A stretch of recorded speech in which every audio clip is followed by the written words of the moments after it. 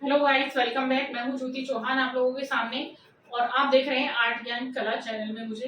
देखिएगा, आप लोगों की रिक्वायरमेंट थी। मुझे लगता है आपको समझ में नहीं आया जो मैंने EMRS में जो नोटिफिकेशन को समझाया था, तो उसको मैं दोबारा से समझा देती हूँ कि आखिर मांगा क्या गया है। आर्ट का ही मैं स्पेशली लेकर आई हूँ और पढ़ेंगे हम कुछ कमेंट्स जो हैं आप लोगों के। पहले मैं इसको समझा देती हूँ, उसके बाद हम कुछ जो कमेंट्स हैं EMRS वाली नोटिफिकेशन की वैकेंसीज में, तो उसको हम पढ़ेंगे। अभी आप फिलहाल इसको डिटेल से समझ लेंगे। चीजों मैं बता देती हूँ जिनको तैयारी करनी है, चाहे EMRS से तैयारी करनी है, यूपी से तैयारी करनी है, हरियाणा PGT के लिए तैयारी करनी है। बैच मेरा स्टार्टिंग ऑफ जुलाई स्टार्ट होने वाला है, तो जिन लोगों को जुड़ना है वो मेरा एप्लीकेशन डाउनलोड कर सकते हैं। उसमें आपको कोर्सेस होंगे, उस कोर्स को आप परचेज कर सकते हैं। लाइव ही चलेगा ये बैच, ठीक है। चलिए अब हम देखते हैं। देखिए यहाँ पर जो आप लोगों की वैकेंसी है, नेम ऑफ द पोस्ट क्या है, आर्ट टीचर की वैकेंसी है एकलव्य में। और ये कितनी सीटें हैं? कुल 740 है।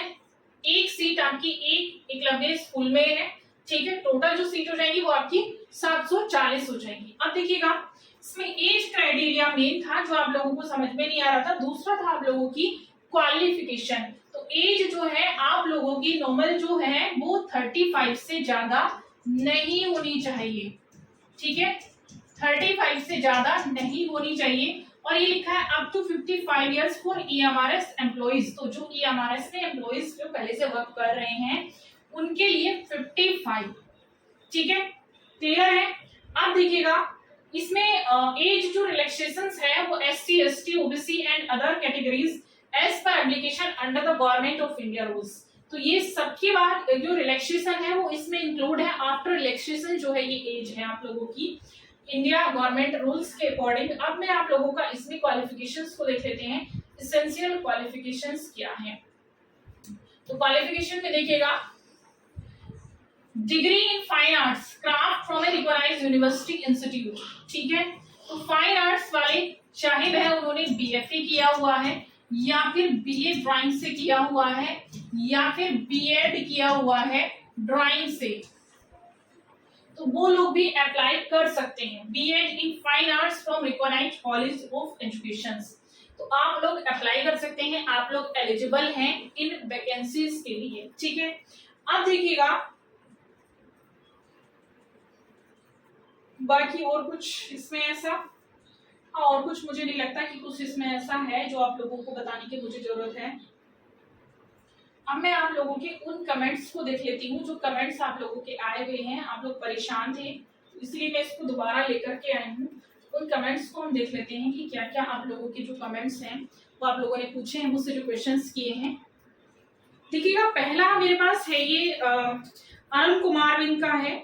ये कह रहे हैं कि मैम बी आर्ट, ये बॉम्बे आर्ट लिखा होगा, B.Ed आर्ट आपने यूपी में कहाँ से करते हैं? देखिए, B.Ed जो आर्ट है वो मेरे ख्याल से अभी मथुरा में तो शायद है, अदरवाइज आप लोग अदर उसमें भी आप पूछ सकते हैं। इसके बारे में मुझे पूरी जानकारी नहीं है, बट हाँ यूपी में कुछ कॉलेज में आ चुका है। आप गूगल से एक बार सर्च कर लीजिएगा, ठीक है। और प्रदीप गौतम कहते हैं मैम ओनली B.Ed होना चाहिए या फिर B.Ed in fine arts. B.Ed in fine arts में दिया हुआ है, देखिए इसमें दे रखा है B.Ed in fine arts from recognized college in education, ठीक है।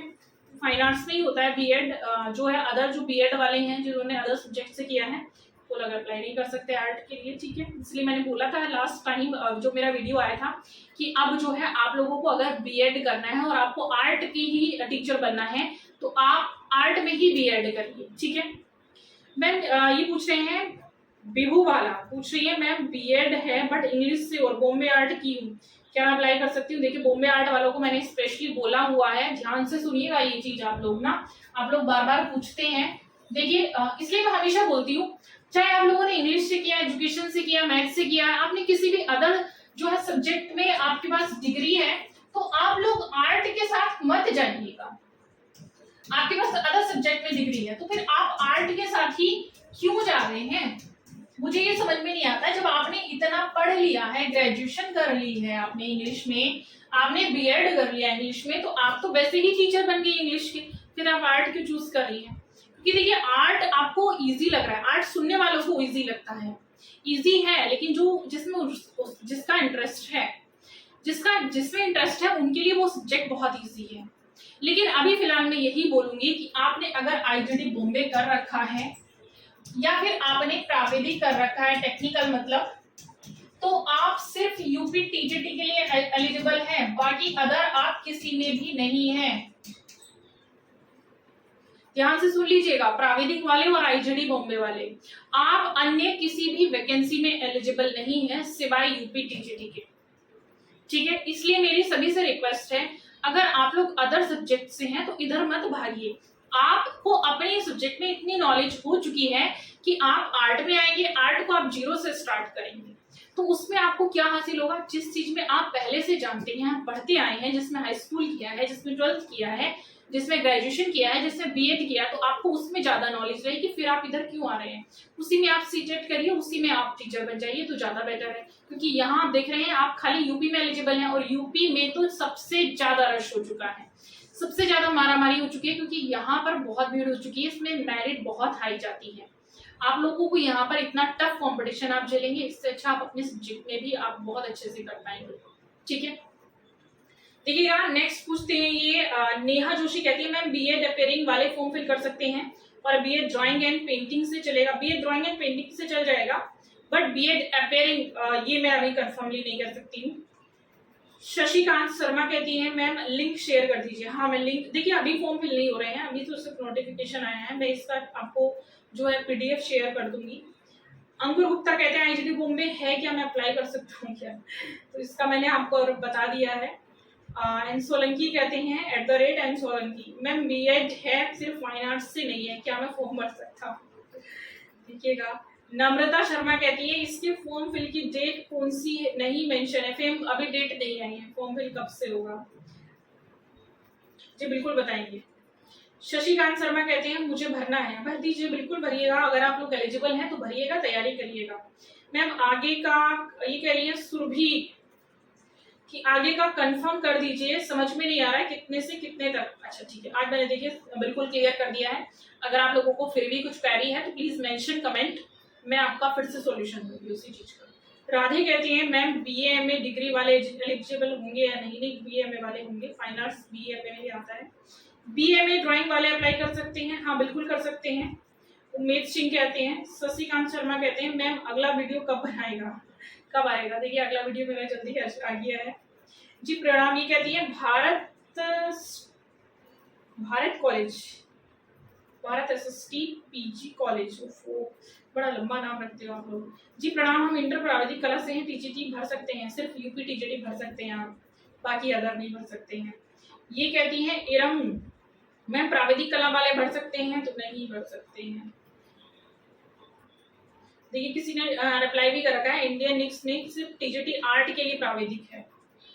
और ये @विचित्र कहते हैं फर्स्ट व्यू, अच्छा आपने पहली बार देखा है तो आप चैनल को लाइक शेयर एंड सब्सक्राइब भी कर लीजिए। आई होप शायद इतने कमेंट से मुझे शायद इतने ही शो हुए हैं, अगर फिर भी कोई रह गया है तो आप लोग देखिएगा, आपको जैसे भी जानकारी चाहिए आप लोग चैनल को लाइक शेयर एंड सब्सक्राइब जरूर करें।